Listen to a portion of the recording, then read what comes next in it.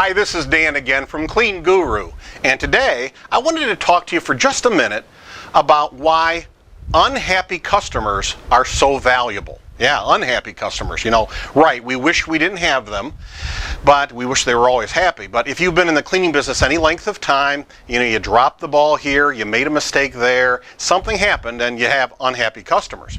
Some of which actually then leave you. They drop you as an account. Wish it didn't happen, but it does. Well, I wanted to read you a little quote I saw the other day, and it says, "Your most unhappy customers are your greatest source of learning." The most unhappy customers are your greatest source of learning. And that quote was attributed to Bill Gates. So there's a big company, and he realizes they're a great asset to you, or can be. Now, this might sound obvious, and you think to yourself, of course I know that, and we kind of know when a customer leaves what's been bothering them. But this idea of really grabbing hold of this opportunity to improve our cleaning company, because unhappy customers can identify what we need to really improve on. They can identify those things we're really dropping the ball. So there's a lot of steps to this in a way you might not have thought about. First of all, we have to recognize that it is important. Secondly, we have to put away our ego, and we have to put aside our defensiveness and be willing to reach out to them, and that can be hard.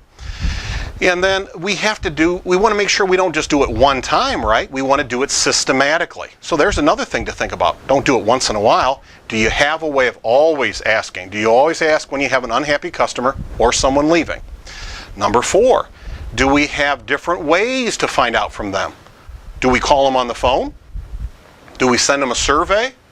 Maybe they'd be more comfortable talking to us about it. Maybe you would. Maybe you'd be more comfortable sending them a survey or a letter.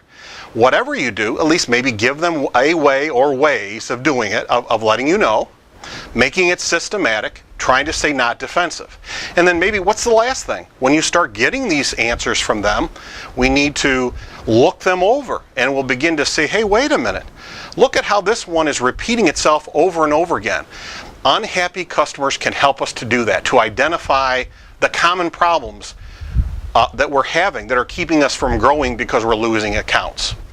If you're anything like Tony and I in our business, you've heard sometimes when you've talked to a customer and maybe they're dropping you, and you call them and they say something like, oh, well, and you ask, why are you leaving us? And they say, well, we're just going to go another direction. Or we just thought it was time for a change. Or we're just going to give this other company a chance. Really?